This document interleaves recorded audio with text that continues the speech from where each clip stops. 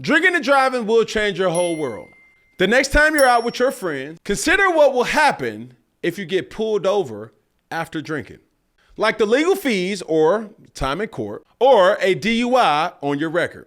Your decision to drink and drive can impact someone else's world too, if you hurt or kill them in a crash. Instead, what if your decision to call a sober driver could impact your world for the better? Drive sober or get pulled over. Paid for by NHTSA. Oh man, here we go. Newton's Law. What's the main segment today, Peggy? Man, Newton's Law, presented by NHTSA, the road ahead, all right? Can the 49ers, what do they have to do, Boo? To plan, prepare, and strategize for a better season, all right, this upcoming season? Because the hangover is something big. When you lose in the Super Bowl, in an overtime loss is that it kind of weighs on you, all right, in the next season. So I just want to let you see if you can just dive in and then, you know, break down what they got to do to prepare. So I've been here before, coming off of a Super Bowl and you're losing.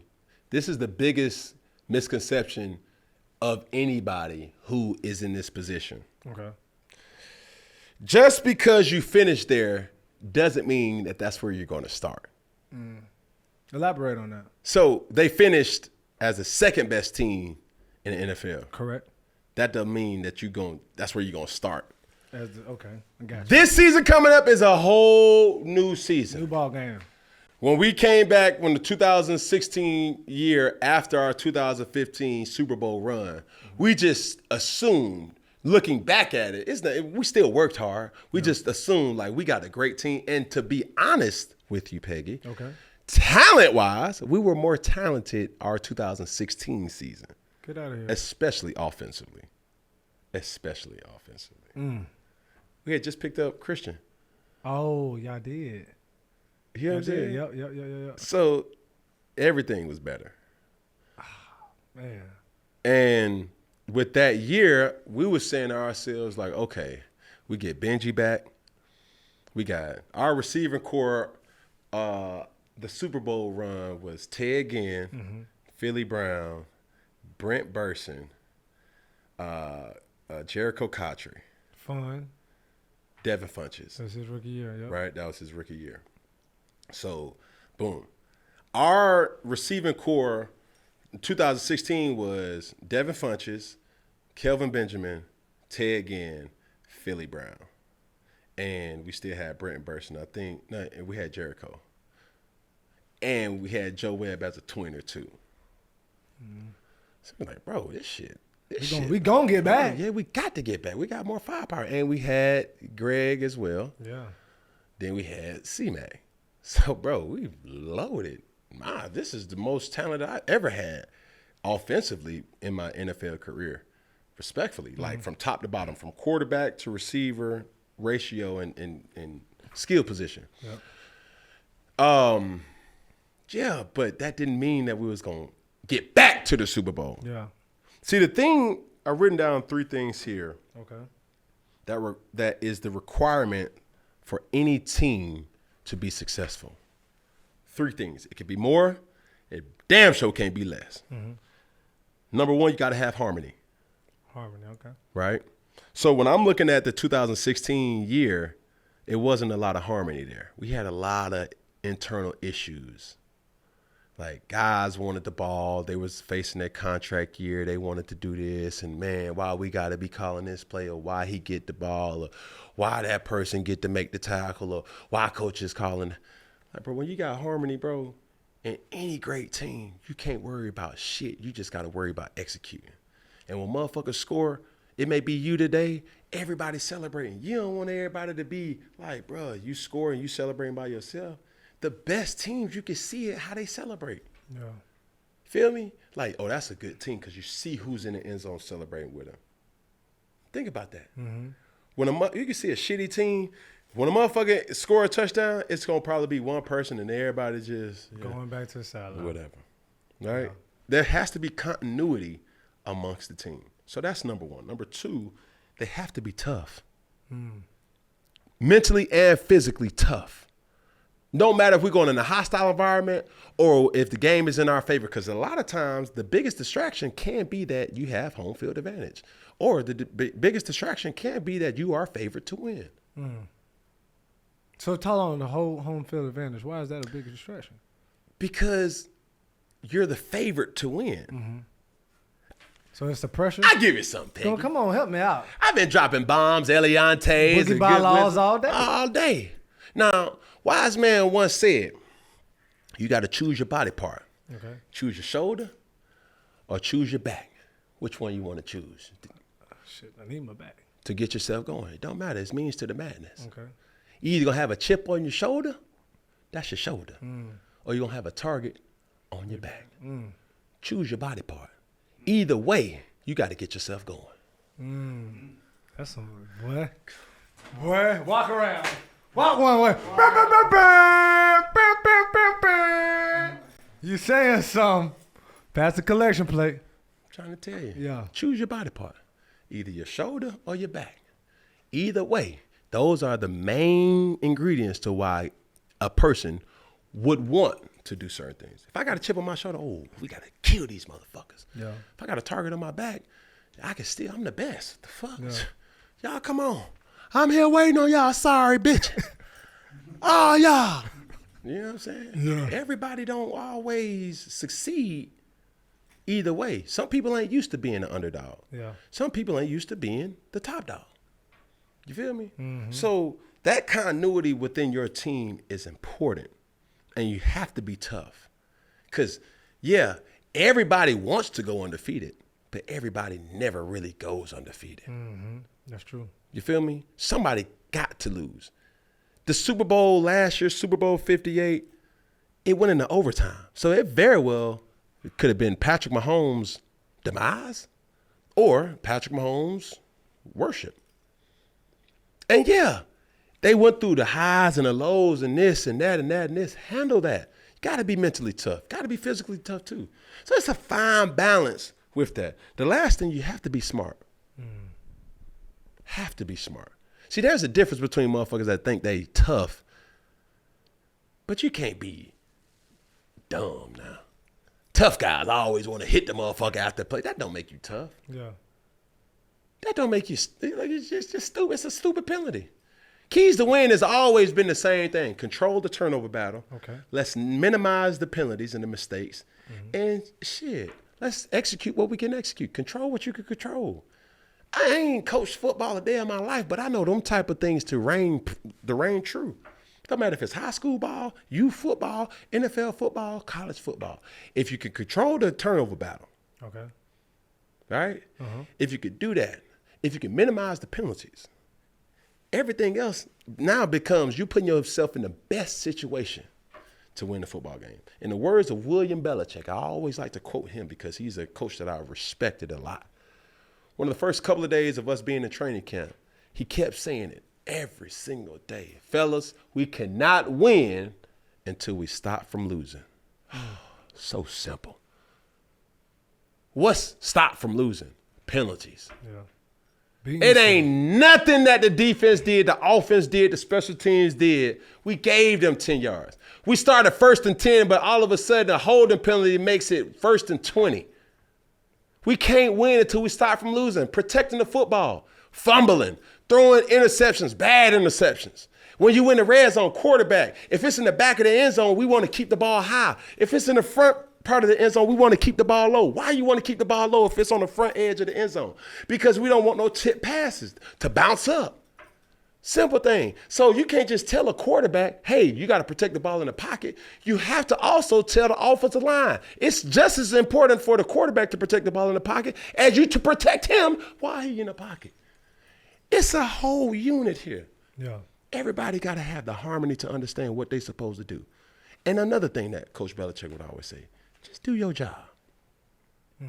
Sounds so simple, but it's so hard to do. We need one person doing their job, not one person trying to do 11 people's jobs. Yeah. That's real. We need 11 guys doing one job, not one guy trying to do 11. So when I look at the San Francisco 49ers. 2021, their record was 10-7. Yep. All right, reached the NFC Championship game, and they obviously lost. 2022, they got better that year. They also reached the NFC Championship game, and they lost. All right? So in 2023, they went 13-4, doubling up the same type of record, and lost in the Super Bowl 58 to the Kansas City Chiefs. Now, with that much success, I would say that that's a successful season, Peggy. Yeah. It is. But you have to understand, we got to get harmony in that locker room. We got to make sure that our guys, as an executive leader or a coach's leader level, we got to get some tough-ass guys in that locker room. But also we got to get some smart guys in that locker room. Now, this is the thing that my biggest concern with the 49ers is this. Handle the distractions and do not let the distractions bleed into it being a cancer. And that should be like the plan. That's a plan.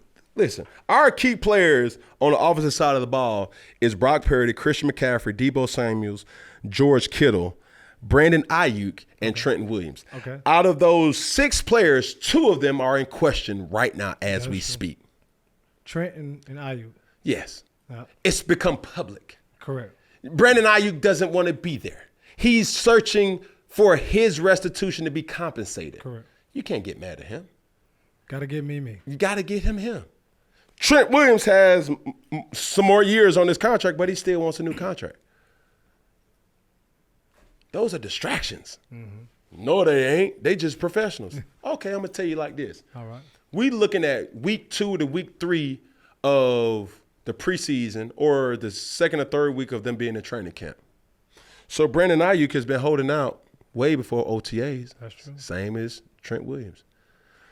I start this whole discussion off with the simple quote of, just because you finish there doesn't mean that you will start there.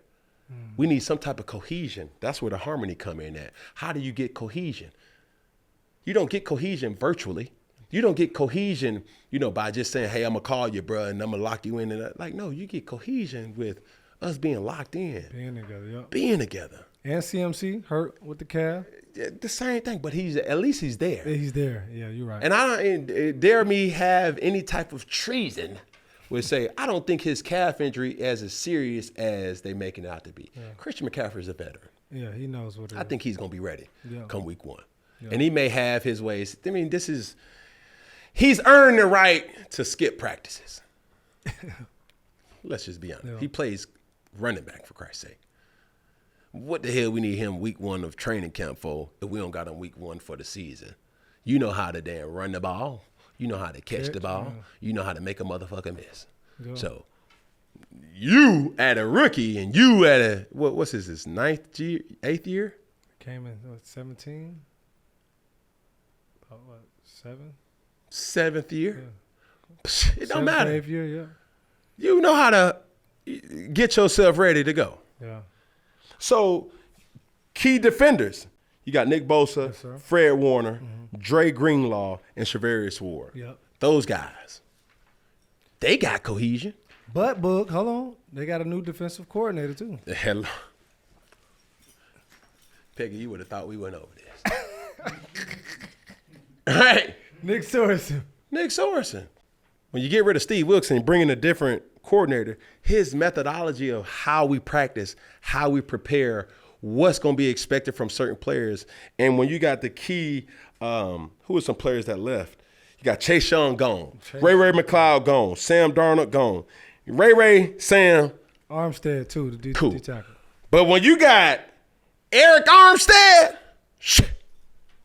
that's a big piece. Yeah, that is. That motherfucker is massive. Mm-hmm. But he had to go get that bag in the Jags.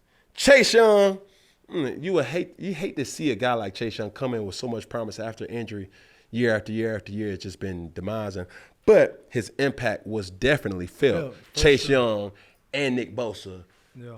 And replacing that, they've already did, adding some key additions on their defensive side. But all that to say, a new defensive coordinator presents a whole different type of presentation. Mm-hmm.